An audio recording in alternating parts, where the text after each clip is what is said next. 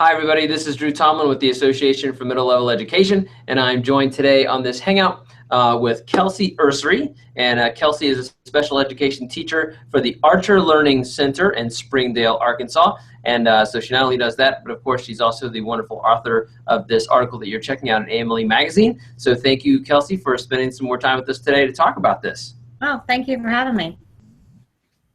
Awesome. Well, I appreciate you shining a light on the subject, and we know that the school year has already started for you, so you already have students in your mind and in your heart right now. So again, we know your time is precious. So we're going to jump right to the first question, and that is differentiation for all students. Looking back at your own young adolescence, what kind of a learner were you, and what teacher really helped, I'm going to use a phrase from your article, unlock that desire in you? Whenever I think back to my time in school, I never really struggled as a learner. Everything came easily. I was one of those students that at that time, a lot of stuff was the textbooks and the notes and the testing and the memorization, and I could do all that. And I think really when I got into college, one of my professors I had at Arkansas Tech, being able to take what I was learning and applying it to real world situations in the classroom is really where I saw the relevance to my learning, and really where that passion for personalization and differentiation really came out. Okay, all right, cool. School came easy for you a little bit then, huh? It did, yes. Well, good for you. But I know it doesn't for every student. So one of the things that you mentioned in your article for differentiation is the aspect of flexibility. Why is with teaching in the middle years in particular, and how do you support teachers as they develop the skill of flexibility? I think flexibility is so important to all learners, and especially in those middle years when they are changing constantly, that we've got to meet the learners where they truly are.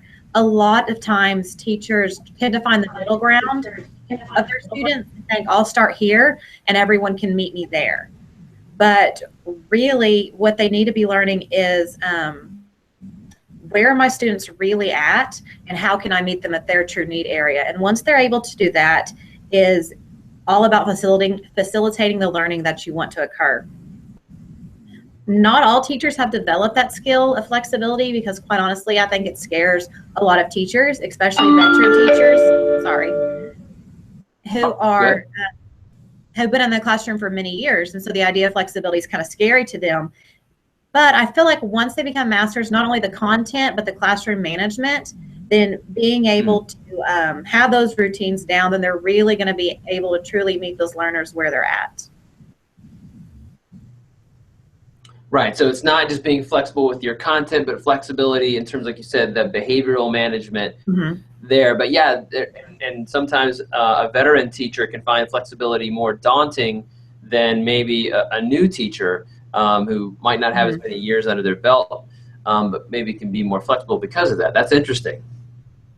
Yeah, I think a lot of it has to do with wanting to give students their choice and student voice in the classroom. And in order to do that, you're going to have to kind of let go of your reins and really see where they are and let them take it.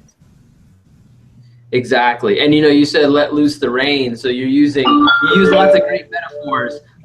It's so you got, letting loose the reins, like learning is sometimes you just got to let it go and let the kids have that choice and voice. And then you use the metaphor of differentiation as an adventurous journey. I just feel like that's such a great thing. Some people feel like differentiation can be, it's some big daunting task. But, one aspect that intrigued me was about the mapping out of the journey. How can teachers best work with students when they get off the road of their learning and things just aren't going well? Well, I think a lot of times whenever they're looking at where do I want my students to end up, and they're starting the process of getting them there, and the student takes a turn that they were not expecting or anticipating, then when they do that, it's not time to shut them down and get them right back on. It's you use that time as a learning opportunity, because that may be some knowledge or just foundational skills that are not present in that student. Until they kind of master those, getting them back on the road, they're just going to immediately get back off. Right, right. So it's like a pit stop, if you will. Mhm. But so like that kind of, so that's like that kind of reflection aspect. How important do you think it is to give students, it seems like something that isn't done a whole lot. I'm sorry, you phase that. You on reflection time? Yeah, yeah, the reflection time for students, building that into the school day. Is that part of the journey too? I very much so. I think that for students to self-assess and reflect on where they are in their learning and what their steps they need to take are, opened such a great window for teachers to be able to see what does the student recognize and what are they not seeing. Because one thing we may think the student is doing very well, the student may see that themselves that they're honestly struggling with it. And so then those conversations can happen, and maybe just the encouragement of the student, no, you're doing this right, then they are able to just continue on and keep building faster and faster. Excellent, excellent. So, and obviously we know it's not just helping students and supporting them. I mean, obviously the predominant stakeholder that we're working with, but families are another stakeholder that we need to keep in our minds as well with the differentiation journey. How can schools inform and even involve families in the journey of differentiation for their children? What do we do there? I think having interactive parent nights, for one, when they're able to come into the school, see the learning and be part of that learning process, having open door policy where the parents are invited into the school. Maybe you live in an area where that happens, or maybe their parents aren't able to come in that often. And taking projects home to share with their family, to collaborate with their family on. And I think just involving them in the process as much as we want to with the product is important.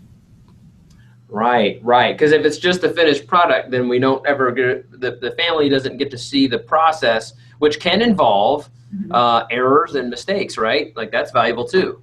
Mm-hmm. We know that you're not going to make a mistake on this last question at all, because I mean, you're going to knock it out of the park because you're a master of metaphors. I can already tell. So, because like I said, the journey of the metaphor journey is just, you know, stellar. So here's one that's related to it. Okay, you ready? It's a food one. If differentiation was a food for middle level education, what kind of food would it be and why, Kelsey?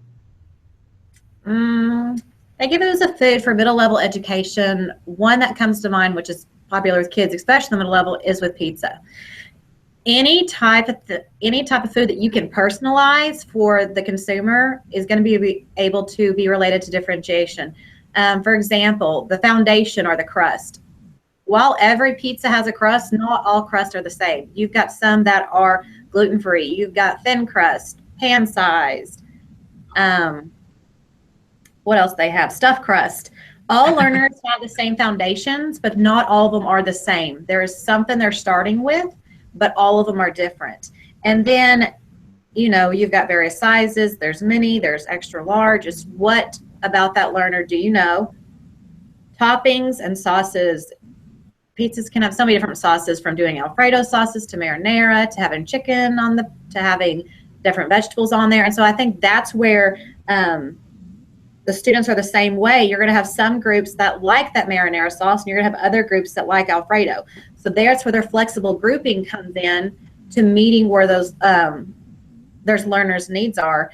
I think it's important to remember that within those groups, though, once they are grouped, that they're going to all want different toppings. Not every kid who picked marinara sauce is going to want pepperoni on their pizza, or anchovies, or pineapples, or Canadian bacon. So that's where they're going to take that information, access it, and learn from it. I think it's our job to provide them with those learning opportunities or various toppings so they're able to create the end product using their own tools. And of course, you know, baking time, some can take longer than others to cook. That's very true, and we can't get too frustrated as the cooks in the kitchen when that crust doesn't rise and bake time that others do. That's wow, you really took that one to like next level metaphor, Kelsey. That was like top shelf stuff, right? And of course, you know, a pizza you can carry in the car with you, so it goes right along with your metaphor of, you know, differentiation as a journey, you know. So well done, well done. I'm not surprised. So, well, gosh, Kelsey, thank you so much for this conversation about differentiation and closing that gap. It's such a critical conversation, one that obviously you've taken the time to write great thoughts and insights into that, and of course the conversation today. So thank you so much for your time and effort. Well, thank you for having me. And the main thing I want people to remember is that differentiation isn't a right or wrong way of doing anything. It's truly just a personalization of learning. It's just a personalization of, is that what you said? I'm sorry, you kind of cut out there. Yes, it's not, I mean, it's not black or white. It's just truly personalizing the learning for the students. So don't be afraid to try it. Excellent. Well, sorry that you had to say it twice there, No, but it sounded great. Good. So thank you so much again for writing the article and for the interview today. And thank you everyone out there, AMLE members, for checking out the article and checking out this interview. Here at AMLE, we help you reach every student, grow professionally, and create great schools. Thanks again, Kelsey. thank you. All right. And I can get my cursor to cooperate.